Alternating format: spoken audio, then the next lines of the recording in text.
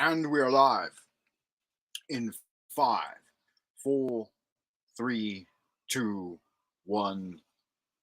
Take a deep breath. Inhale, relax, and sleep. Welcome, Wanderer. All hail the Mother Hydra. All hail the Father Dagon. Cthulhu hath risen. Welcome to a Sunday transmission from the temple. I thought I'd bring you along on a quick updates about Frank Monday and his work here within the esoteric Order of Dagon, the Eastern Star branch within the Kingdom of the Celestial Dragon, Central Kingdom of the Celestial Dragon, Twilight Zone, Old Peking. Welcome, Wayfarer. We've been doing good magic, good work, got a lot of stuff going on. Great Cthulhu, dead, dreaming in the depths of his sunken city at R'lyeh, is awakening. And with his awakening, it means that we as practitioners of the order, true magicians of Dagon, need to engage often in our Qigong practice, right? Breath work. Every breath is a connection with the Father in his watery depths, right? Sink down into that watery depth of R'lyeh sometimes in the stone city, in your stone chamber, and commune with the old gods, right? They're important. Practice their aqueous ways by doing your qigong or your tai chi. Your meditation is a great way to connect with them. Feng shui is the Taoist practice that involves arranging one's living space in a way to promote balance and harmony. This can be done by adjusting the placement of furniture, certain colors and materials, and incorporating natural elements like plants and water features. A water feature in your living space is really important for keeping your deep connection with the old ones in their sunken cities. So in the future, I'm going to set up a little water feature at my dorm room so that I can have a deeper connection with that energy, right? Like any magical practice, there are potential risks and negative associations. So be warned that, there in practicing magic, there can be psychological distress and destabilization as a result of your practice. It can be especially true for those who have any underlying mental health issues or are prone to anxiety or depression. So if you have any problem like that, make sure that you get treatment first and that you seek out good counseling. This is mostly just a literary endeavor, and it's meant for entertainment purposes only. So don't take anything I say ever seriously. YouTube seems to. They strike me for misinformation, disinformation, and malinformation, even though what I'm presenting is obviously in line with satire and entertainment. Cthulhu's watery magic, the real power raises up from those oceanic depths, right? That great darkness within the depths where the shining trapezohedron lies, lost to the world for now, though one person happens to know where it is. The Grand Wizard of the Esoteric Order of Dagon of the Eastern Star is actually in possession of the shining trapezohedron, but don't tell anyone that, right? Because he would not appreciate being called out like that.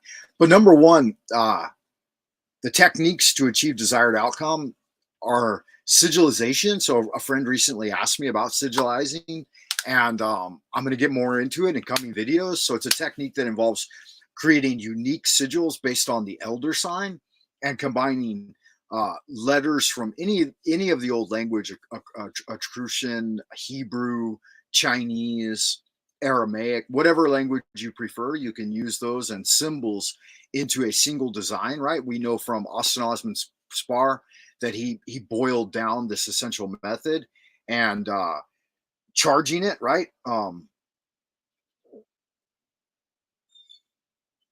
And visualizing it in the mind and then firing it or disposing of it in some other way. You can bury it in the earth. You can immerse it in water. A good way is if you do live near the ocean, you can wrap it in a stone and throw it into the watery depths. That'll take it right down to Cthulhu himself, very near him. One of his minions will be able to retrieve that and bring it to his a sunken city of Relie. That'll give it great power. The other one, other ideas that we'll be looking into in the near future are servitor creation. I created a really powerful servitor back in 2013 for Lunar Light Entertainment. The whole Frank Monday thing was the creation of a servitor, and it's a technique that involves the creation of a thought form or energy entity that is charged with a specific task or intention. So as a practitioner, you'll create and charge the servitor with a desired outcome and then release it to carry out its task. I did this as the form of an alter ego, which is an even more powerful type of servitor creation. It's a little bit of the higher level of magic, so I won't get too deep into it right now, but we'll have some ongoing, maybe we'll do that on the Buy Me a Coffee website or over at the Patreon, because that's a little bit too high level for YouTube. Chaos Sphere is another one that's used in chaos magic, and it's a technique that involves the creation of a visualized energetic sphere of energy around yourself that's charged with the desire of your outcome. So you keep building up that energy into your aura, and you visualize it expanding and encompassing your desired outcome. And so then it's released, it's discharged upon the moment of getting your desired outcome. At the same time, it works as shielding you from any negative influences. So that'll be one we'll look into a little more. The Shadow Sphere, a very similar one, but with a darker aspect. Invocation is a technique that involves calling upon either a deity, a spirit, or cosmic energy, or any other entity to assist with a specific task or intention. In traditional Solomonic ceremonial magic, we utilize the higher guardian angel, the HGA, the divine genius within. But in the esoteric order of Dagon, we can call directly on Cthulhu, the father Dagon, the mother Hydra, or any of the other entities in the Lovecraftian mythos and others that have yet to be revealed.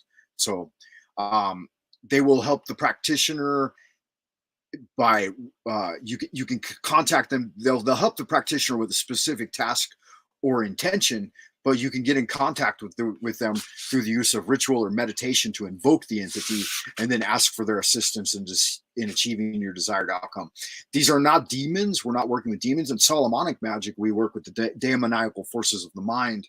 But in Cthulhu magic, we work with the elder gods. Banishing is a technique that involves clearing away negative or unwanted energies for a space or oneself. Of course, the lesser banishing ritual of the pentagram is the best one here. There is an esoteric order of Dagon version, and there is a universal society of the integral wave version, and then there is a one of my higher level versions that I haven't shared with the public yet, and I probably won't. It's up to each individual practitioner to compile their own arbitel of magic. So you should be working on your own magical grimoire that includes your variations in ritual. With that said, there are a few things that you should embrace along the path of the aqueous ways of Dagon. And so number one is that belief as a tool. In the esoteric order, its belief is a tool that can be used to create change. Practitioners of Dagon's magic believe that by adopting a belief system, they can tap into its inherent power and use it to manifest their desires. So belief is just simply another tool in your toolbox, right? Reality is subjective experience. The second principle is that reality is a subjective experience that can be altered by individual beliefs. Emphasize the power of the individual magician's will to shape your reality and create new possibilities.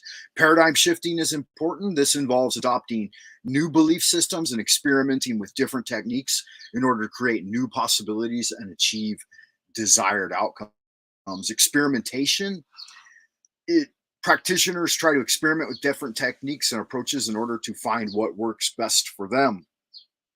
Result-based approach. Emphasize the importance of achieving concrete results rather than focusing solely on the rituals or the belief systems involved. And then finally, the last great principle of this order is the eclectic approach. It's that your magic draws from a wide range of occult traditions and belief systems. You should keep those things as individual isolates as you use them. And then when you go through a certain practice or ritual, you'll see maybe some area in the ritual or spell working that is lacking and may be supplemented by one of the other systems. That's when you come in and patch up that area, because some of this older archaic magic doesn't function as well in the Aeon of Horus. The seal was broken and the Aeon of Horus is dawning. So some of the older magical systems just aren't going to function in the new reality. And as a result, you'll have to synthesize. According to the Arbitel of Magic, the names, in fact, are only good for 40 years.